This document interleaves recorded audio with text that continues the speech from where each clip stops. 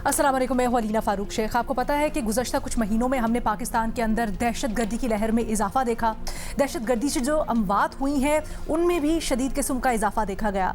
लेकिन पाकिस्तान के एक थिंक टैंक की रिपोर्ट ने मार्च के महीने में कुछ हौसला अफजा रिपोर्ट शाये की है। ये Pakistan institute of conflict and security studies है।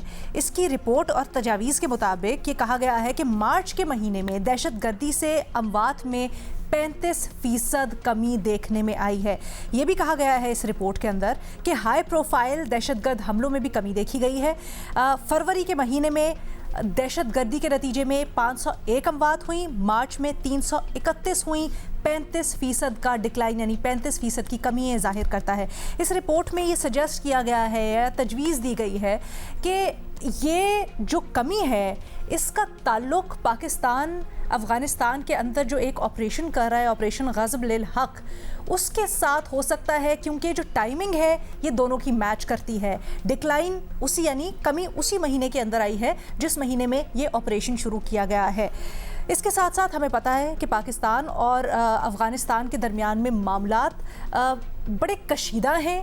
मुज़ाकरात के ज़रिए, डायरेक्ट बातचीत के ज़रिए, मुख्तलिफ़ सालिसों को शामिल करने के ज़रिए बहुत से तरीक़ों से इसको रिज़ॉल्व करने की कोशिश की गई, लेकिन नतीजा खेज़ नहीं रहा कुछ भी। अब एक और काविश की जा रही है चीन की सालिसी में। उससे क्या उम्मीदें हैं ये भी अपने तज्ज़ियाकारों के सामने रखेंगे। लेकिन मोस्ट इम्पॉर्टेंटली ये जो थिंक टैंक की रिपोर्ट सामने आई है और उसमें जो तजवीज़ है, क्या इससे ये अख़ज़ किया जा सकता है कि मुल्क में ये जो दहशत गर्दी में कमी या दहशत गर्दी के नतीजे में अमवात में जो कमी आई है ये ऑपरेशन के नतीजे में है? और क्या इसे ये कहा जा सकता है कि ऑपरेशन दुरुस्त हिकमत अमली पाकिस्तान की रही? यही जानते हैं अपने तज्ज़ियाकारों से। हमें ज्वाइन कर रहे हैं इसके लिए सैयद मोहम्मद अली साहब, इरशाद भट्टी साहब, शहजाद इकबाल साहब, मेहुल सरफराज साहब अभी हमारे साथ मौजूद हैं। शहजाद, आपकी राय सबसे पहले जानना चाहेंगे। ये जो थिंक टैंक है और इसकी रिपोर्ट है, कितना क्रेडिबल आप इसको तसव्वुर कर रहे हैं? बहुत शुक्रिया अलीना। मेरे ख्याल से ये तो एक फ़ैक्ट है कि जब से ऑपरेशन शुरू हुआ है आप देख रहे हैं कि मुल्क में जो दहशतगर्दी के वाक़यात थे उस पर खातिर खा कमी आई है। ऐसा नहीं है कि मुकम्मल तौर पे ख़त्म हो गए, वाक़यात अभी भी हो रहे हैं, बट उस इंटेंसिटी से नहीं हो रहे। या जो एक एक्सपेक्टेशंस थी ना, जब आपको याद हो गई ऑपरेशन शुरू किया गया तो एक फेयर था कि पाकिस्तान के कई इलाकों में दहशतगर्दी के वाक़यात हो सकते हैं। शायद जो बड़े मराकज़ हैं, जो बड़े शहर हैं, वहाँ पर आप देखेंगे कि इंटेंसिटी बढ़ जाए हमलों की, तो वो हुआ नहीं है। कल इनफैक्ट हमने देखा लकी मरवत में एक वाक़या हुआ, उससे पहले भी जो है पुलिस को निशाना बनाया गया KPK में, और दीगर वाक़यात हो रहे हैं, लेकिन उस नौयत के नहीं हो रहे या उतनी तेज़ी से नहीं हो रहे।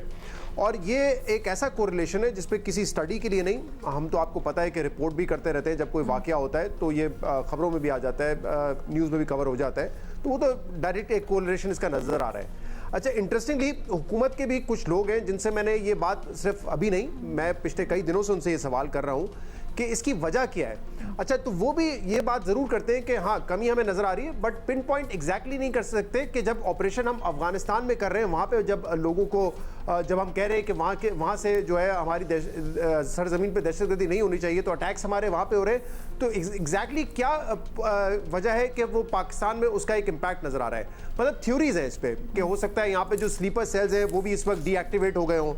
ये भी हो सकता है कि तश्कीलें वहाँ से जो आ रही होती हैं अब वो नहीं आ रही, और वो तो ऑब्वियसली इसमें तो फ़र्क होगा ना, क्योंकि जो बॉर्डर एरियाज़ हैं वहाँ पे तो आपने अच्छा खासा उनको नुकसान पहुँचाया है, तो उनके पास जो भी वहाँ पे एक सहूलतकारी के फैसिलिटीज़ वगैरह होती थी वो उनके पास नहीं मुयसर होंगी, तो तश्कीलें वहाँ से नहीं आ रही होंगी उस तरीके से। ये एक रीज़न हो सकता है। दूसरा हो सकता है कि यहाँ पे भी जो लोग हो, जो स्लीपर सेल्स वगैरह होते हैं, वो इस वक्त डीएक्टिवेट हो गए क्योंकि उनको उस तरह से मामलत वहाँ नहीं मिल रही। तो ये मुख्तलिफ थ्योरीज़ हैं, कोई एग्जैक्टली वो एक चीज़ पे पिन पॉइंट नहीं कर पाते कि क्या वजह है कि यहाँ जैसे ही हमने वहाँ पे स्ट्राइक शुरू किए तो यहाँ पे दहशतगर्दी कम हो गई है। लेकिन खुशाइन बात है, अब ये क्या एक लॉन्ग टर्म होगा इसका जो इम्पैक्ट हम देख रहे हैं, या शॉर्ट टर्म होगा? दोबारा अगर कोई अटैक्स हमारी तरफ से रुकते हैं या ये ऑपरेशन मंतकी अंजाम तक पहुंचता है या ख़त्म होता है तो उसके बाद दोबारा हो जाएगा, ये मेरे ख्याल से कहना कबल वक्त है। लेकिन एज ऑफ नाउ आप इसमें डायरेक्टली देख रहे हैं कि इसके असरात तो नज़र आ रहे हैं। दूसरा, जहाँ तक चाइना की सालिसी है, बहुत सारे लोग कहते हैं कि चाइना का क्योंकि एक इन्फ्लुएंस है उनके ऊपर, तो शायद जो हम मदद चाहते थे कतरियों से या जो तुर्की ने इस पर सालिसी की थी, उससे ज़्यादा इम्पैक्ट चाइना क्रिएट कर सकता है। और ख़ास तौर पे आपको पता है जो एक अफ़गानिस्तान पे ईद से पहले जो एक वहाँ पे अटैक हुआ था जो उनके डिपोज पे किया गया था, लेकिन उसके असरात जो उनके रिहेबिलिटेशन सेंटर है वहाँ पे भी देखे गए। खैर उस पर भी एक अलग डिबेट है कि कितना क्लोज उनको बनाया गया था उन रिहेबिलिटेशन सेंटर्स को उन जगहों से जहाँ पे वो उनके एम्यूनेशन डिपोज थे।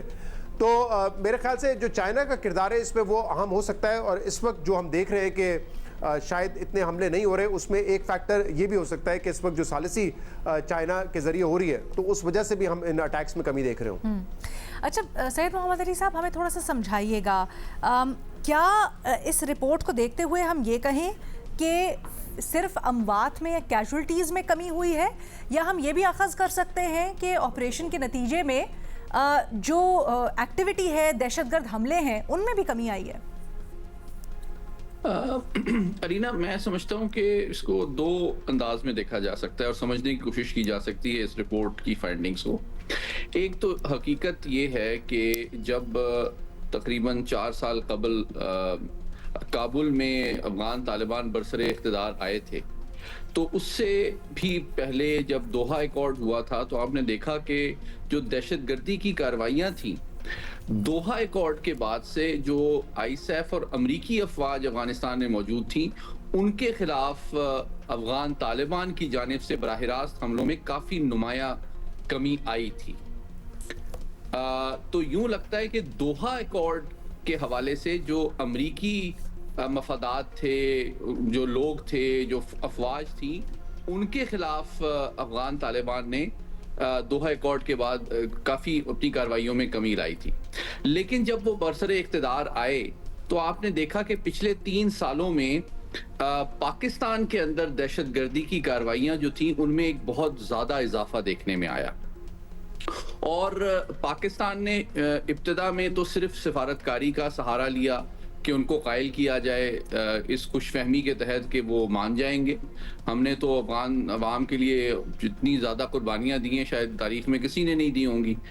और बदकिस्मती से हमारी जो सिफारती कोशिशें थी 3 साल में वो नाकाम हुई, और उसका सबूत ये है कि हमारे कहने के बावजूद उन्होंने जो सरपरस्ती है दहशतगर्द तंजीमों की पाकिस्तान के अंदर वो बंद नहीं की, और बड़े पैमाने पे आपको इजाफा नज़र आया पिछले 3 साल में दहशतगर्दी की कार्रवाइयों में पाकिस्तान में अमूमी तौर पे, लेकिन KPK के अंदर खुसूसी तौर पे।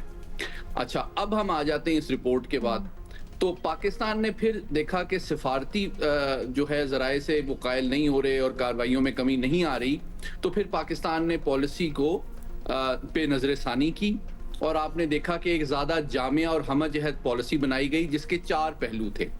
एक पहलू ये था कि सिफारतकारी बायलैटरल के साथ साथ मल्टीलैटरल भी शुरू की गई।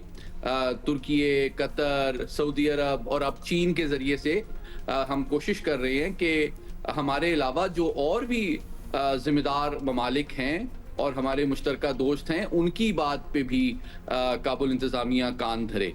तो ये खुशाइंद पहलू है, लेकिन बदकिस्मती से इसका भी अभी तक कोई असर आपको नताइज की शक्ल में नज़र नहीं आता। तीसरा पहलू जो था वो सिफारती के साथ साथ वो हमने फिर आपने देखा कि जो इलीगल अफगान्स हैं उनको भी हमने वापस अपने मुल्क रवाना करने का अमल शुरू किया, और उसमें लाखों अफगान जो हैं वो पाकिस्तान से अब वापस अपने मुल्क जा चुके हैं। तो हमारे यहाँ इस्टेब्लिशमेंट में ये भी तशवीश पाई जाती थी कि ये जो इलीगल अफगान्स हैं ये भी इनके अंदर बहुत से स्लीपर सेल्स हैं और सहूलतकारी का काम ये अफगान तालिबान और दहशतगर्द तंजीमों के लिए करते हैं। तो उसके अंदर भी किसी हद तक उनकी सपोर्ट बेस जो है माशी और माली और मादी, उसमें भी कमी आई। और फिर तीसरा पहलू जो था वो थोड़ा सा जो क्राइम और स्मगलिंग और दहशतगर्दी का जो नेक्सस है उस पे भी जद पड़ी जब हमने स्मगलर्स और दूसरी चीज़ों के ऊपर भी क्रैक डाउन किया। और फिर आखिरी पहलू जो है वो फिर बिलाखिर पाकिस्तान ने जो दहशतगर्दी के अड्डे थे और मराकज़ थे अफगानिस्तान के अंदर, तो ताज़ा तरीन जो अभी तक मेरे पास इत्तलात हैं उसके मुताबिक 81 दहशतगर्दी के जो अड्डे हैं अभी तक ऑपरेशन गज़ब लिल हक के तहत उनको तबाह किया गया है। और तकरीबन जो है आपने अगर फरवरी और मार्च की फिगर्स देखें تو تقریباً 59% کمی آئی ہے دہشت گردی کی کارروائیوں میں، 57% کمی آئی ہے صرف کے پی کے میں، اور اگر سہ ماہی کے حوالے سے دیکھا جائے تو اس سہ ماہی میں تقریباً 19% دہشت گردی میں کمی آئی ہے۔ تو میرا کنکلوڈنگ تھاٹ یہ ہے کہ ہماری ابتدائی جو مثبت اور بائیلیٹرل سفارتکاری کی کوششیں تھیں، ان کی ناکامی کے بعد جب ہم نے پالیسی کو ریویو کیا اور سیاسی، سفارتی، سماجی، معاشی اور پھر براہ راست counter terrorism operation in side Afghanistan جب کیے، تو اس کے یہ میں سمجھتا ہوں کہ مجموعی اس حکمت عملی کے یہ اثرات آپ کو نظر آ رہے ہیں۔ اچھا، اس میں ایک اور بھی بڑا انٹرسٹنگ لیکن کوئنسائڈنگ فیکٹ ہے، کہا گیا ہے کہ ملیٹنٹ اٹیکس میں اضافہ ہوا لیکن سوسائڈ اٹیکس میں کمی ہوئی۔ اس کو بھی تھوڑا سا ہمارے لیے یہ ٹرینڈ کیا ظاہر کرتا ہے؟ ہاں، یہ بڑا اہم پوائنٹ ہے۔ دیکھیں، اس میں بھی دو پہلو ہیں۔ ایک پہلو یہ تھا کہ بلوچستان میں آپ نے دیکھا کہ وہاں پہ جو حملوں کی نوعیت اور ٹارگیٹنگ ہے وہ ذرا مختلف آپ کو نظر آتی ہے۔ وہاں پہ B L A, B L F, Majeed brigade عمومی طور پہ زیادہ تر یا تو چائنیز انویسٹمنٹ یا سی پیک کو ٹارگیٹ کرتی ہیں اپنی حکمت عملی کے طور پہ، جس کا واضح مقصد یہ ہے کہ بلوچستان میں جو فورن انویسٹمنٹ ہے اس کی حوصلہ شکنی کی جائے، جبکہ یہاں یا جو نان لوکل لوگ ہیں ان کو کیا جاتا ہے تاکہ وہ لوگ وہاں پہ کام نہ کر سکیں، ڈیولپمنٹ کو نقصان پہنچایا جائے۔ جبکہ کے پی کے میں جو دہشت گردی زیادہ تر ہوتی ہے وہ اس میں آپ دیکھتے ہیں کہ شروع میں تو وہ افواج کو، قانون نافذ کرنے والے اداروں کو نشانہ بناتے تھے، لیکن پھر آپ نے دیکھا کہ ان کی جس طرح تشکیلیں آتی تھیں وہ بڑے پیمانے پہ ہم نے پھر بارڈر سیکیورٹی کو بھی امپروو کیا، ان میں بھی ہم نے کافی کامیابی حاصل کیا۔ صبح بھی نقوی صاحب نے بتایا تقریباً 13-14 دہشت گردوں کو جہنم حاصل کیا گیا ہے۔ لیکن یہ جو آپ کا سوال ہے بڑا امپورٹنٹ ہے کہ سوسائڈ بامبنگ جو ہے وہ ایک ٹیکٹک کے طور پہ شاید بی ایل ایف اس پہ زیادہ ریلائی کرتی ہے، اور لیکن جو ٹی ٹی پی ہے اس میں بھی یہ سوچ پائی جاتی ہے، لیکن چونکہ اب ان کو براہ راست بڑے پیمانے پہ مغربی اسلحہ اور افغان طالبان کی سرپرستی حاصل ہے، تو اب وہ زیادہ چھپ کے گھات لگا کے حملوں کے مقابلے میں آپ کو ساتھ ہی ساتھ بڑے پیمانے پہ تشکیلیں ایک سکواڈ کی شکل میں حملہ آور ہوتی ہوئی نظر آتی ہیں۔ تو جو براہ راست ایک نیم روایتی قسم کی حکمت عملی ہوتی ہے انفینٹری کی، اس کو بھی وہ ڈیولپ کرنے کی کوشش کر رہے ہیں، لیکن ہمارے جو انٹیلیجنس ادارے ہیں، ہمارے جو ڈرون کا استعمال ہے، اس نے بھی میں سمجھتا ہوں روایتی کاؤنٹر ٹیررزم آپریشن میں ہماری صلاحیت اور جو اس کا اثر ہے اس میں کافی امپروومنٹ آئی ہے۔ ٹھیک ہے محمل، آپ کے کیا ٹیک اویز ہیں اس رپورٹ سے، اور پھر ہم اس کے اوپر بھی بات کرتے ہیں کہ یہ جو ایک بار پھر مذاکرات یا بات چیت کی طرف بات جا رہی ہے، اس سے آپ کی کیا توقعات ہیں؟ دیکھیے نا، پہلی چیز تو ایک تو یہ جو آپ نے بھی تھنک ٹینک کی آپ نے رپورٹ کی بات کی، اس کے علاوہ ایک رپورٹ آئی تھی کہ خیبر پختونخوا پولیس نے بھی یہ کہا ہے کہ جب سے آپریشن غزل الحق شروع ہوا ہے تو 65% جو ہے وہ دہشت گردی کے انسیڈنٹس میں کمی آئی ہے، اور انہوں نے بتایا کہ اس کے شروع ہونے سے پہلے 240 انسیڈنٹس خیبر پختونخوا میں ہوئے تھے، اور جب سے شروع ہوئے تو 80 ہوئے ہیں، یعنی کہ آپ اس کی کمی دیکھ لیں اس صوبے میں جو سب سے زیادہ ورسٹ افیکٹڈ صوبہ تھا دہشت گردی سے۔ اچھا علینا، دوسری چیز یہ کہ آپ نے جو گلوبل انڈیکس رپورٹ آئی تھی، آپ کو معلوم ہے کہ اس کے مطابق پاکستان پہلی bar for the first time Pakistan جو تھا وہ ورسٹ افیکٹڈ کنٹری تھا یہ اس پوری چیز میں، کہ جو ورسٹ افیکٹ ہوا ہے امپیکٹڈ بائی ٹیررزم۔ تو آپ نمبرز دیکھ لیں، انہوں نے جو نمبر دیے تھے، انہوں نے بتایا کہ 2014 سے 19 تو پاکستان کے اندر ایک اسٹیڈی ڈکلائن تھی دہشت گردی میں، لیکن 2025 جو تھا وہ سب سے زیادہ، یعنی کہ آپ کہہ لیں ڈیڈلیسٹ تھا 2013 سے لے کر اب تک 1100 سے زائد جو ہیں وہ ڈیتھس ہوئی تھی اور 1000 سے زیادہ اٹیکس ہوئے تھے۔ ابھی آپ نمبرز دیکھیں کہ کتنے بڑے یہ نمبرز، اور ہم یہ بار بار یہاں پر یہ ڈسکس کرتے ہیں۔ اب وجہ کیا ہے کہ یہ ڈکلائن ہوئے؟ ایک تو یہ ہے کہ جو آبویسلی جو یہ کائنیٹک آپشن استعمال ہو رہا ہے، تو اس کی وجہ سے جو ٹیررسٹ انفراسٹرکچر ہے وہ ہٹ ہو رہا ہے وہاں پر، جو ان کا ایمونیشن، یعنی کہ جو ان کے اس طرح کے ڈیپوزٹ جس کی وجہ سے یہاں پر بھیجے جاتے تھے ایکسپلوسیو مواد یا جو باقی ساری چیزیں ہوتی تھی، وہ ان کو ہٹ بھی کیا گیا، اور ایک تو بارڈر کی وجہ سے کیونکہ उधर ये स्ट्राइक्स हो रही है तो क्रॉस बॉर्डर टेररिज्म वो क्रॉस ही नहीं कर सकते, तो टेररिज्म किस तरीके से वो करेंगे। मास्टरमाइंड्स हमने देखा था कि मोस्टली जो बहुत बड़े बड़े अटैक्स होते थे ना अलीना, अभी भी यही कहा जा रहा है ये थिंक टैंक की रिपोर्ट में भी कि हाई प्रोफाइल उस तरह के अटैक्स नहीं हुए, क्योंकि देखिए मास्टरमाइंड जो थे वो अफगानिस्तान के अंदर बैठे हुए, ये तो हमें बताया भी जाता था कि वो मास्टरमाइंड अफगानिस्तान से है, किस तरह से हुए, तो बॉर्डर क्रॉस नहीं कर सकते। अच्छा फिर अलीना जहां तक आपने बात की कि ये जो बातचीत हो रही है, अच्छा कामरान यूसुफ साहब जो हैं सहाफ़ी हैं, हमारे कॉलीग भी हैं, उन्होंने ट्वीट किया कि जहां तक उनकी इतलात हैं पाकिस्तान जो था वो इतना उस तरह से कीन नहीं था इस बातचीत के ऊपर, इन डिस्कशंस के ऊपर, टॉक्स के ऊपर, लेकिन अफगानिस्तान यानी अफगान तालिबान रजीम जो है वो चाइना के पास गई, क्योंकि उनको एक बेल आउट के लिए एक सिचुएशन, उन्हें भी इस चीज़ का अंदाजा था कि उनको कितना नुकसान हो रहा है और उनकी रजीम को इस चीज़ से कितना नुकसान हो रहा है। क्योंकि देखिए Alina at the end of the day जो अफगानिस्तान के लोग हैं वो तो उन्हीं से सवाल करेंगे कि आपकी गलत पॉलिसीज की वजह से हम सफर करें। देखिए पाकिस्तान एक ऐसा मुल्क है, सबको पता है कि पाकिस्तान ने अफगानिस्तान का जो है वो खारजी सत्ता के ऊपर जो है उन्होंने बहुत ज्यादा साथ दिया, डिप्लोमेटिकली भी, उसके अलावा ह्यूमैनिटेरियन ग्राउंड्स के ऊपर भी, वैसे भी आप देखें। लेकिन हुआ क्या कि जब अफगान तालिबान वापस आए उस वक्त भी हमारे बहुत अच्छे ताल्लुकात थे, खैर उस वक्त तो अनफॉर्चुनेटली सेलिब्रेट भी किया गया हमारी प्रीवियस एस्टैब्लिशमेंट और हुकूमत की तरफ से, लेकिन फिर हमारी पॉलिसी में एक वाज़ेह चेंज इसलिए नजर आई क्योंकि वो दहशतगर्दी जो शुरू हो रही थी, जब वो स्ट्रेंथन होना शुरू हुए, जब उनकी वापसी होने वाली हुई और जब वो आ गए और उसके बाद जिस तरीके से नंबर्स बढ़े तो पाकिस्तान की भी बस होगी, क्योंकि हमने हर डिप्लोमेटिक तरीका अपना लिया, वो खा दोहा जाना हो, वो खा इस्तांबुल जाना हो, वो खा सऊदी अरब से कहना हो, वो चाइना, रशिया, ईरान, जिससे भी है हर एक को इन्वॉल्व करके देख लिया, खुद डायरेक्टली भी बात कर ली, वो रुक नहीं रहे थे।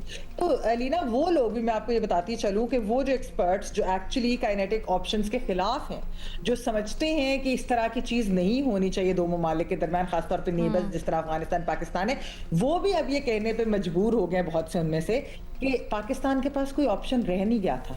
ये जब तक ये अफगान तालिबान ने रुकना नहीं था, टीटीपी को रोकना नहीं था, बीएलए को रोकना नहीं था, जब तक पाकिस्तान ने इस तरह का कोई कदम ना ले। ये बिल्कुल ठीक बात है लीना कि ये हमेशा नहीं हो सकता, यानी कि ये कंटिन्यूसली लॉन्ग टर्म नहीं है, मतलब बिल्कुल लॉन्ग टर्म नहीं है, यानी कि आप कितनी देर करेंगे, ये तो नहीं है कि आप हर वक्त ये करते रहेंगे या फिर ये कि जब अटैक होगा आप फौरन ये करेंगे, ऐसे नहीं होता।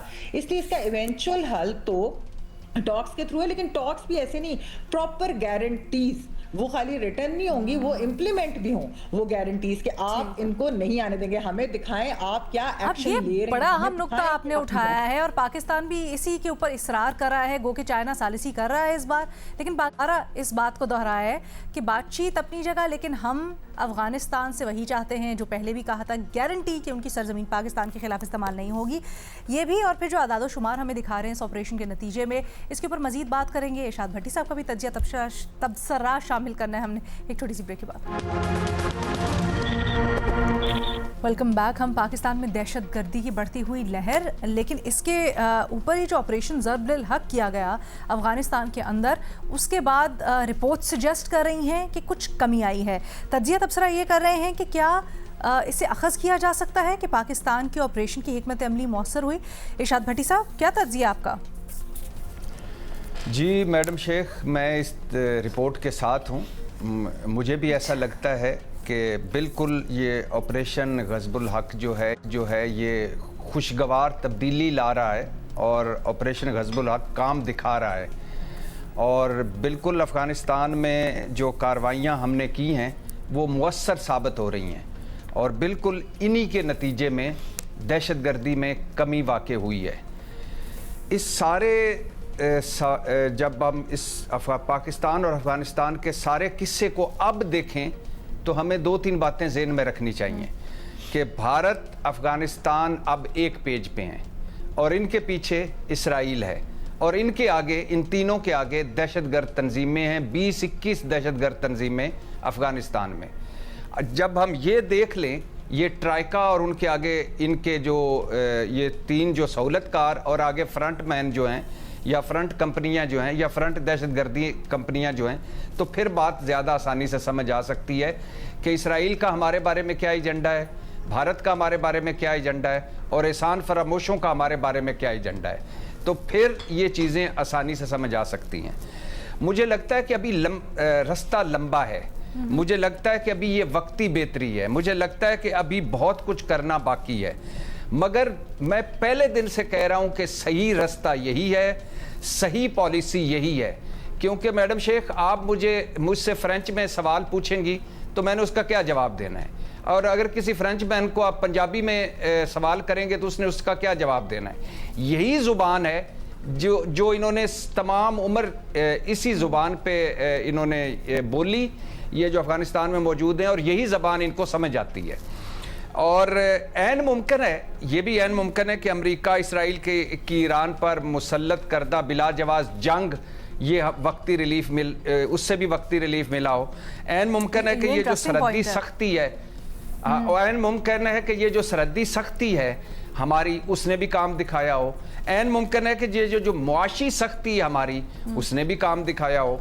ऐन मुमकिन है कोई वो हिकमत अमली नई बना रहे हों, चीज़ों को नए सिरे से कुछ करने की कोशिश कर रहे हों।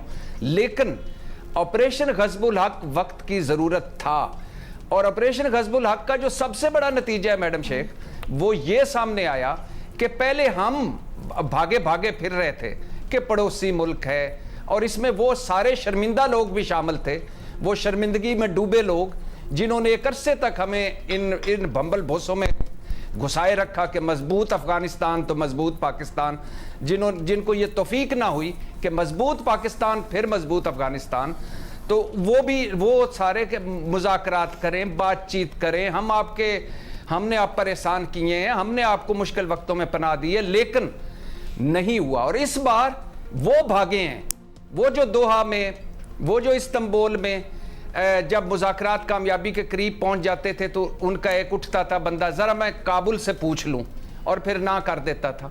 129 सेशन हुए और एयरपोर्ट से हमारे वफ्द आकर वापस गए हैं, लेकिन अब वो पहुंचे हैं। जी भट्टी साहब, 2-4 सवाल पहले लास्ट से शुरू करते हैं। रियासत ही पहले कहती थी कि हमने बातचीत करनी है, अब रियासत ने ही कहा है कि नहीं ऑपरेशन होगा, तो दोनों फैसले रियासत के ही हैं। इसमें कंफ्यूजन तो इसीलिए था ना, जो आप कह रहे हैं कि उन लोगों ने किया, आप तफरीक किसकी कर रहे हैं फिर?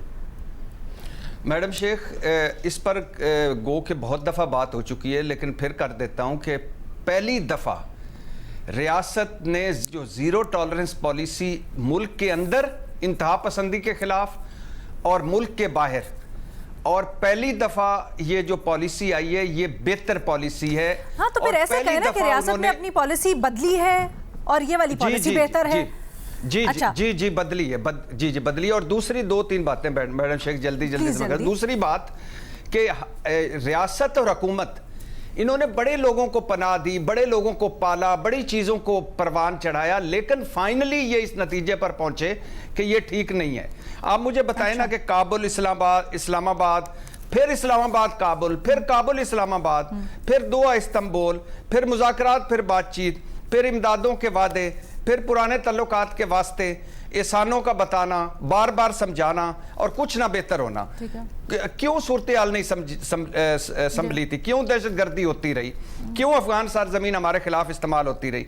इसलिए कि जिस ज़बान में हमें समझाना चाहिए था उस ज़बान में हम समझा नहीं पाए, इसलिए कि अब उसी ज़बान में हमने समझाना शुरू कर दिया है, इसलिए उसी ज़बान में समझ आना शुरू कर दी है। तो आखिरी 2 जुमले, ये इसको कोई हमें इस जगह मुतमईन होकर बैठ नहीं जाना, ये इस जगह, क्योंकि पीछे भारत और इसराइल है और अफगानिस्तान साथ मिला हुआ, उनके मुआशी फायदे हैं उन दोनों मुल्कों के साथ, तो चीज़ें बेहतर हो रही हैं, इसी रास्ते पे चलना है। पाकिस्तान फर्स्ट, बाकी सारा बाद में। मोहम्मद अली साहब, ये थोड़ा सा समझाइएगा, क्या ये आपको लगता है कि वाकई समझ आई है जैसे बाकी तज्ज़ियाकार भी कह रहे हैं, क्योंकि बड़ा खिलाफ तवक्को है, या फिर आप समझते हैं ये कोई रिट्रीट एंड रीग्रुप भी हो सकता है? किस्मती से मैं नहीं समझता कि उनको समझ आई है। मैंने जो पहले हवाला दिया था उसमें बहुत आपके लिए काबिल गौर ये बात है कि जब मैंने कहा दोहा एकॉर्ड जब उन्होंने अमेरिका के साथ साइन किया तो उन्होंने अपनी टेरिटरी में कोई अटैक अमेरिकी के और अफवाज के खिलाफ नहीं किया, लेकिन जब वो इख्तिदार में आए तो पाकिस्तान के खिलाफ जो हमले हैं उनमें बहुत ज्यादा इजाफा हो गया। اور اب جب کہ جس بھٹی صاحب نے بالکل صحیح کہا, ہم نے ایک جامعہ اور سنجیدہ اور محتاط افغان پالیسی مرتب کی جو کہ ماضی کی خوش فہمیوں سے مختلف تھی اور زیادہ حقیقت پسندانہ تھی. ہم نے ان پہ معاشی, سیاسی, سفارتی اور معاشرتی دباؤ بھی ڈالا, اور ساتھ ہی ساتھ پھر ان کے جو وہاں پہ دہشت گردی کے اڈے تھے ان کو براہ راست نشانہ بنایا. تو اس کے نتیجے میں یہ دہشت گردی کے حملوں میں کمی آئی ہے. افغانستان نے تو کوئی پالیسی میں تبدیلی نہیں کی ہے, لیکن میں آپ کے ذریعے سے بتانا یہ چیز چاہتا ہوں ناظرین کو کہ اگر وہ یہ فیصلہ کریں کہ جی ان کی سرزمین پہ جو امریکی افواج اور مغربی افواج موجود تھیں انہوں نے ان کے خلاف حملے ترک کر دیے تھے اگر وہ کرنا چاہتے تھے تو, اور یہاں پہ آپ جب حکومت میں آتے ہیں تو پاکستان کے خلاف حملوں میں اضافہ بھی ہو رہا ہے, اور وہ ابھی تک میں نہ مانوں کہ مصداق اس ہٹ درمی پر قائم ہیں کہ جناب دہشت گردی جو ہے ان کی سرپرستی وہ نہیں کر رہے یا ان کی سرزمین سے نہیں کی جا رہی, اور یہ کمٹمنٹ جو وہ انڈیا کو بغیر کسی ڈیمانڈ اور کنڈیشن کے دے چکے ہیں کہ ان کی سرزمین انڈیا کے مفادات کے خلاف استعمال نہیں ہوگی, یہی کمٹمنٹ وہ ہمارے عرب بھائی ہوں, ہمارے قطری بھائی ہوں, ہمارے ترکی بھائی ہوں یا ہمارے چینی بھائی ہوں, ان کی ہدایات یا مشورے کے باوجود وہ ہمیں دینے سے ابھی تک پہلو تہی کر رہے ہیں. تو آئی ایم سوری, بھٹی صاحب نے بہت صحیح الفاظ کا چناؤ کیا کہ میں سمجھتا ہوں کہ ہمیں اس سے زیادہ منافق کوئی ہمسایہ نہیں ملا ہے. بھارت ایک کھلا دشمن ہے, ایک حقیقت ہے, لیکن اگر وہ بھارت سے فنڈنگ لے کے ہمارے خلاف دہشت گردی کروا رہے ہیں, اور اگر وہ سمجھتے ہیں کہ امریکہ کے یا مغربی افواج جب یہاں موجود تھیں اور ان کے خلاف وہ جب چاہتے تھے تو حملے نہیں ہوتے تھے, اس کا مطلب ہے کہ طالبان کے اوپر ان کا کنٹرول تھا, لیکن ہمارے خلاف وہ اس کو یوز کر رہے ہیں. وہ بیسیکلی بھارت کی ایک پراکسی کے طور پہ پالیسی ہے ان کی کہ وہ استعمال ہو رہے ہیں, اور عالمی برادری کے کہنے کے باوجود بدقسمتی سے ابھی تک جو ہے ان کی پالیسی میں کوئی تبدیلی نہیں آئی ہے. جو حملوں میں کمی ہے وہ پاکستان کی پالیسی کا نتیجہ ہے. یہ چین سے آپ کی کیا توقعات ہیں, چین جو اب ثالثی کر رہا ہے؟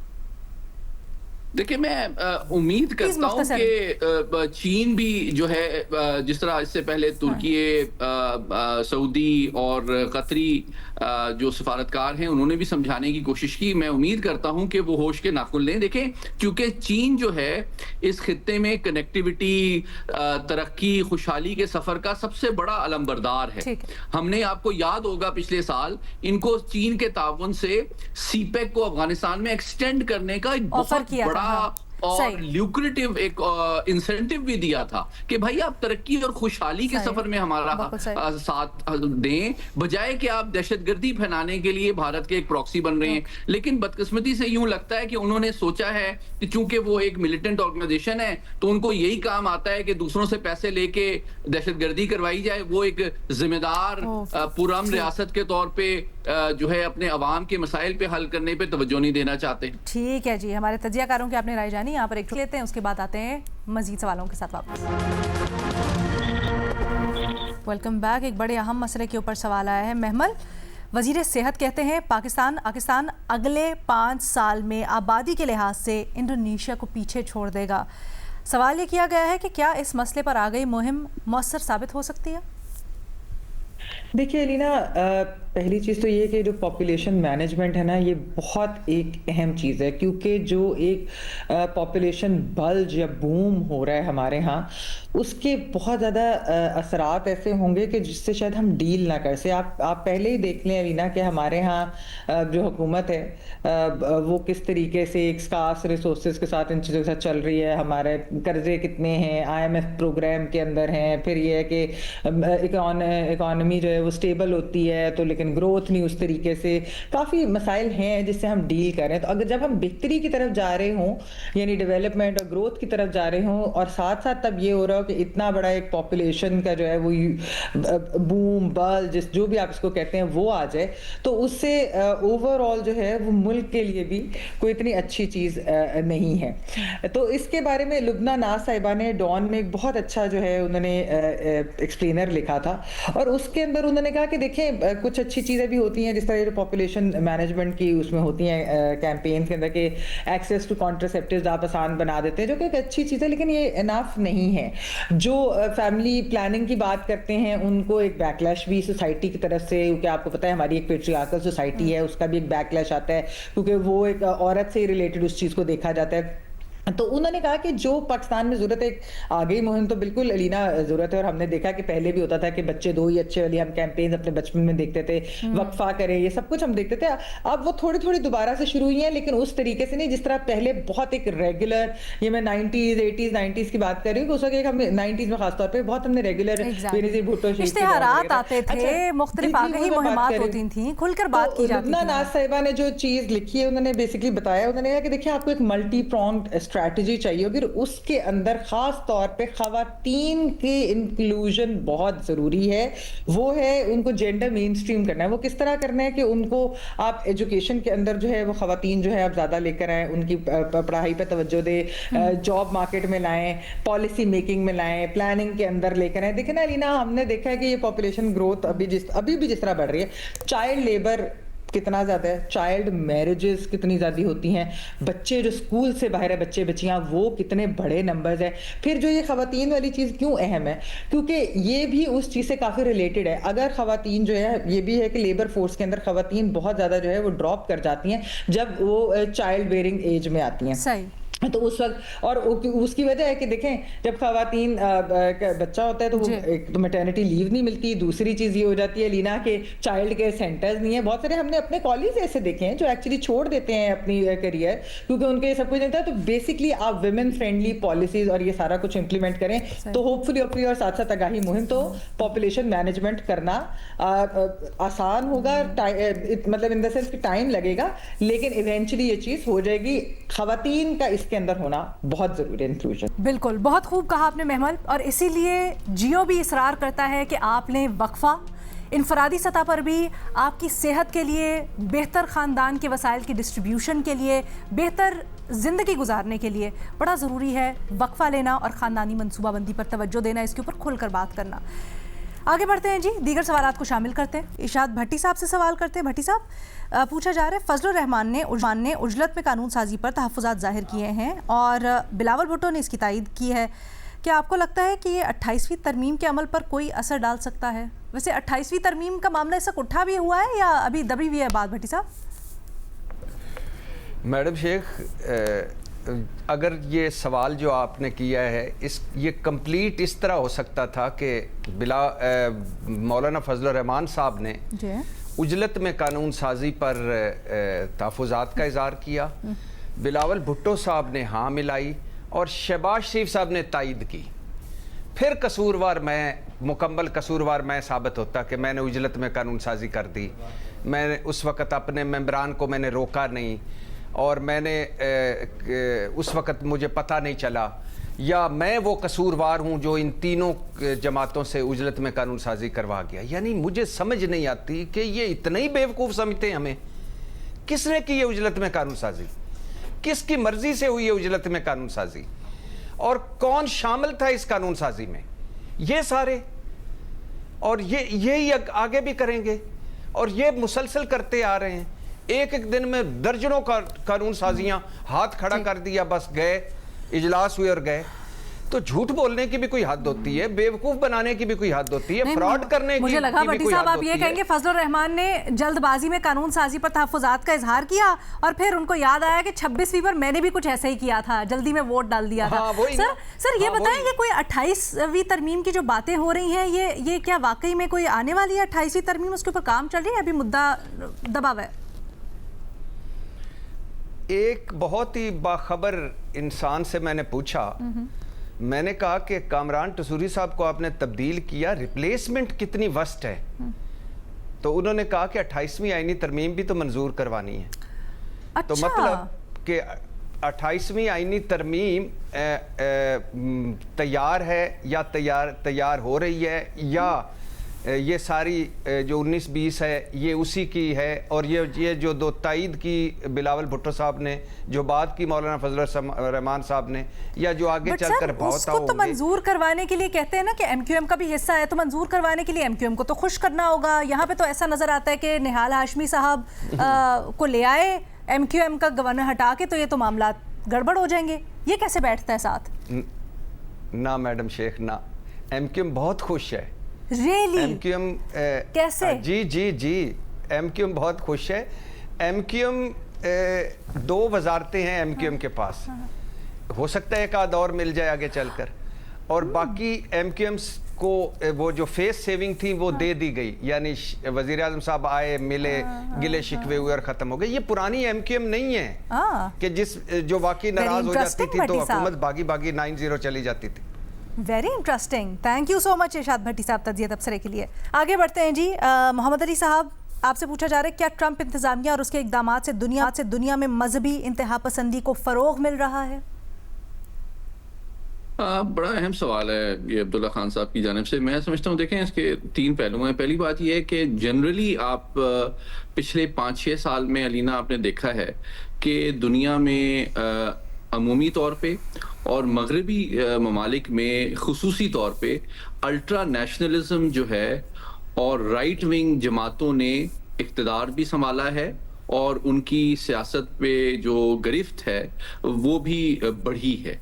चाहे वो इटली हो, बरतानिया हो, जर्मनी हो, फ्रांस हो, अमेरिका हो, आपको अल्ट्रा नेशनलिज्म और दाएं बाजू की जो जमातें हैं जो कि एक मखसूस मजहबी सोच रखती हैं, उनका असर और रसूख उन ममालिक के सियासी निज़ाम में बढ़ता हुआ नजर आता है। तो ये एक अमूमी पहलू है और इसकी कई वजूहात हैं। एक तो कोविड की वजह से भी माशी मसाइल में इजाफा हुआ, और फिर आपने देखा कि जो डायस्पोरा दूसरे मज़ाहिब या ममालिक से ताल्लुक़ रखने वाली, जब उनकी खुशहाली और असर रसूख में इजाफा होना शुरू हुआ, तो जो दाएं बाजू की क़दामत परस्त जमातें वहाँ पे हैं, उन्होंने इसको एक सियासी थ्रेट के तौर पे देखा, जिसके नतीजे में जो उनका कम पढ़ा लिखा और कम खुशहाल जो दाएं बाजू का वोटर था, वो उसके कंसर्न्स और परेशानी और तशवीश को उन्होंने कैश किया और उस तरह की उन्होंने पॉलिसीज बनाई।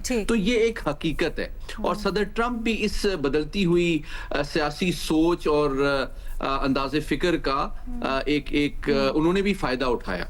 और बहरहाल ये भी एक हकीकत है कि जो दोनों पार्टीज हैं, डेमोक्रेट और रिपब्लिकन हमेशा से दाएं बाजू का वोटर इनको सपोर्ट करता है।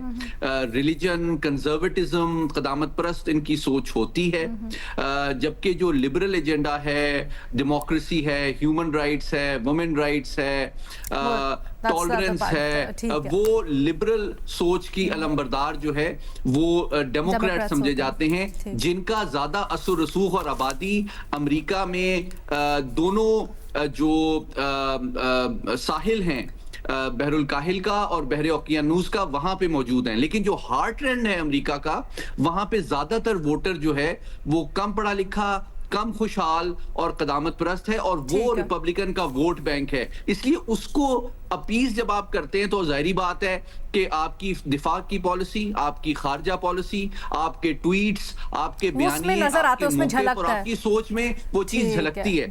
अब इसकी वजह से दुनिया में इस्लामोफोबिया और मुख्तलिफ सिविलाइजेशंस के दरमियान जो रवासिम हैं उस पर डेफिनेटली असर पड़ता है। लेकिन मैं समझता हूँ हमारे जो मुस्लिम उलमा हैं, स्कॉलर्स हैं, एकेडमिक्स हैं, जर्नलिस्ट हैं, उनका भी काम बनता है कि वो एक मुस्बत, जिम्मेदार और मुतबादिल सोच और बयानिया जो है वो मुरतब करें, ताकि मुसलमान जो पूरी दुनिया में आबाद हैं, उन ममालिक की तरक्की खुशहाली में बड़ा इंपॉर्टेंट रोल प्ले कर रहे हैं, उनको वो बड़ा सराहते हैं, उनको वेलकम किया जाए, उनको थ्रेट के तौर पे ना देखा जाए। बहुत शुक्रिया सैयद मोहम्मद अली साहब। इकबाल साहब, आपसे पूछा जा रहा है, कल डोनाल्ड ट्रंप ने जो एड्रेस किया है अपनी कौम से, उसके बारे में ये पूछा जा रहा है कि ट्रंप साहब ने कहा है कि जंग 2-3 हफ्ते मज़ीद बढ़ेगी और इसमें मज़ीद पहले से ज़्यादा शिद्दत से हमले ईरान के ऊपर होंगे,